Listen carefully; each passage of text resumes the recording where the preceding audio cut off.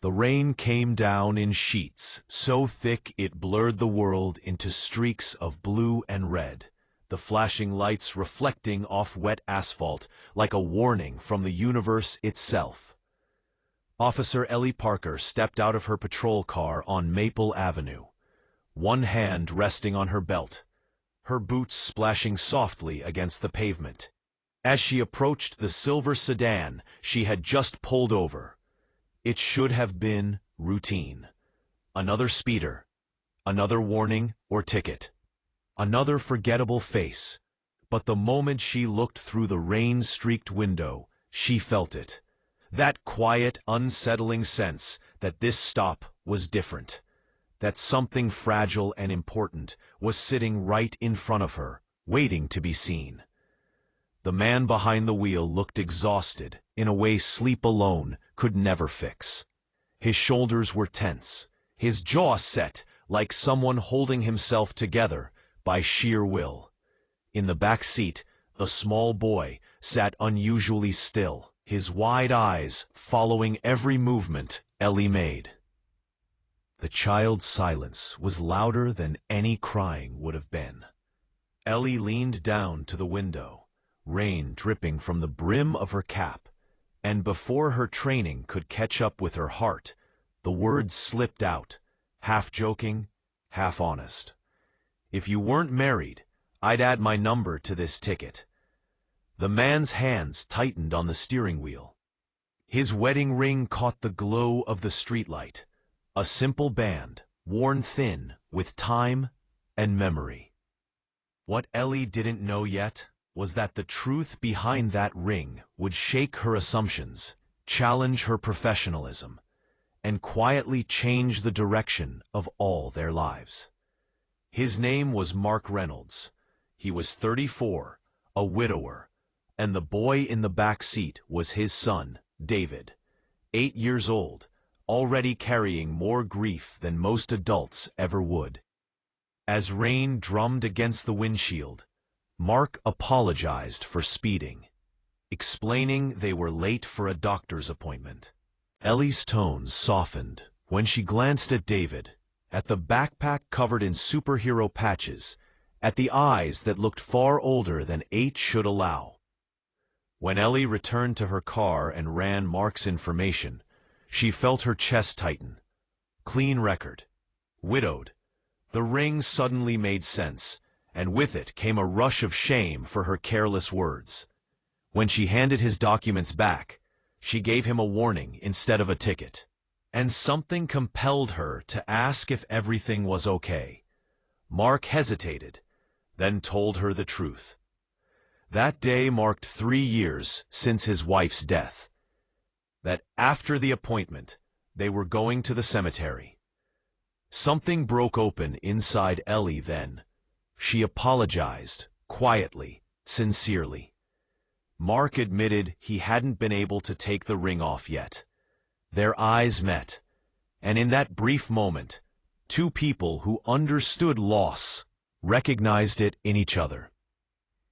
David's small voice broke the tension, asking if they were still late. And just like that, the moment passed. But it didn't disappear. 2 weeks later, Mark still couldn't get Ellie out of his mind. Her compassion lingered with him during long workdays and quiet evenings after David fell asleep.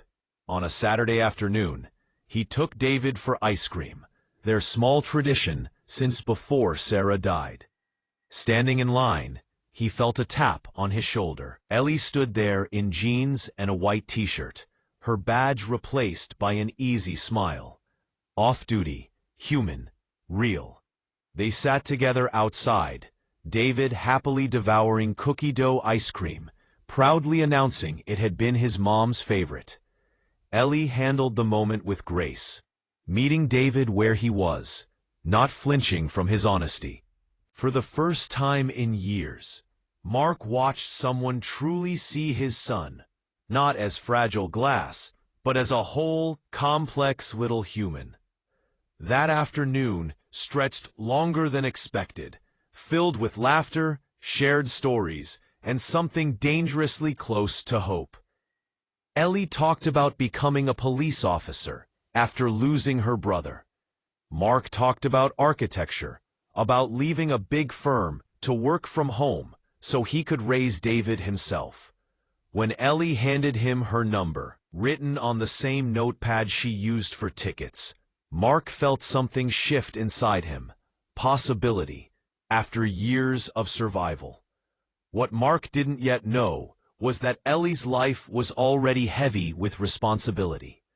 Her father was slipping away piece by piece to early onset Alzheimer's. Her mother was exhausted, stubborn, and quietly breaking under the strain of caregiving. Ellie lived in constant tension, balancing night shifts, emotional labor, and the fear that letting anyone new in would only make the inevitable losses hurt more.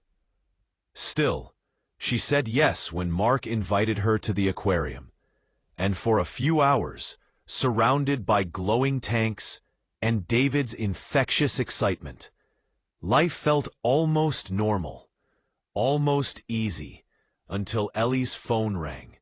Her father had wandered off again. The illusion shattered instantly.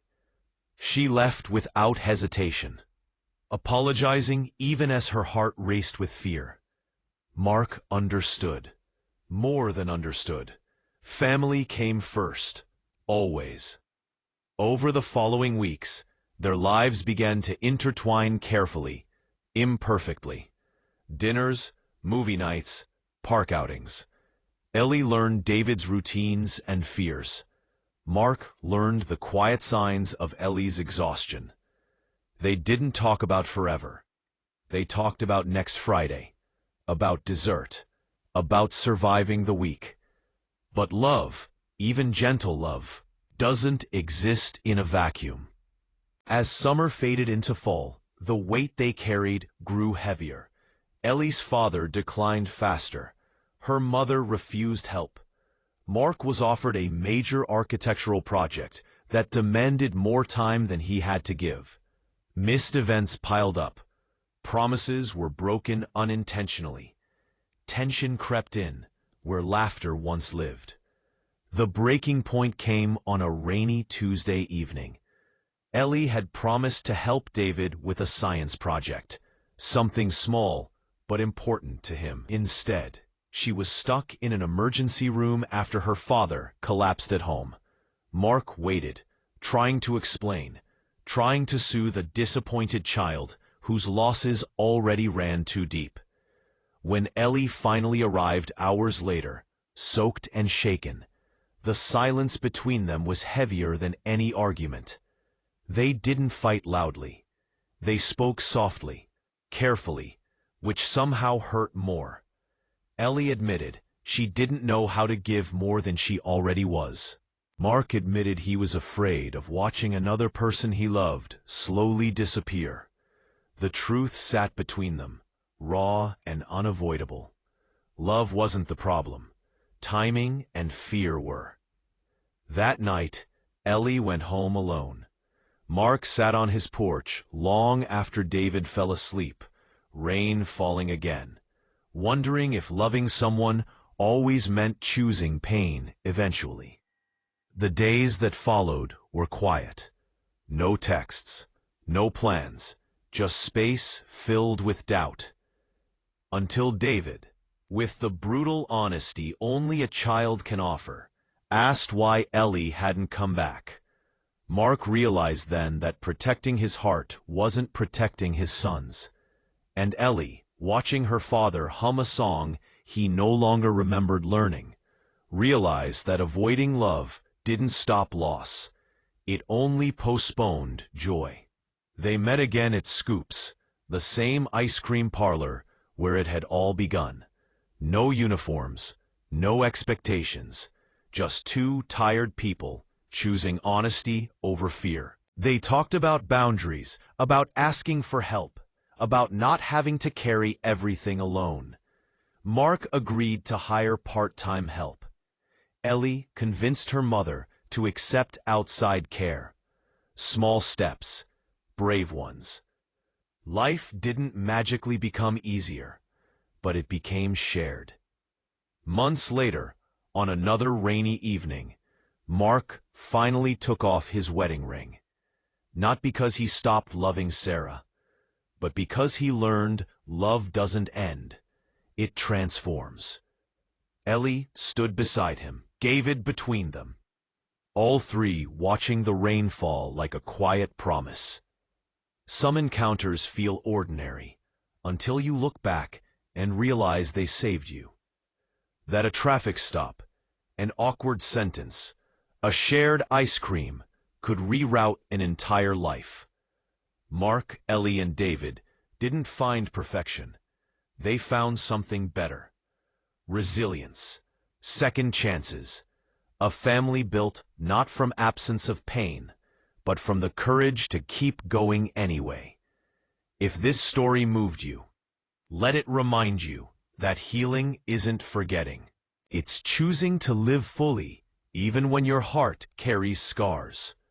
Like the video, subscribe to the channel, and remember this: sometimes, the moment that changes everything arrives flashing blue and red in the rain, asking only that you be brave enough to answer it.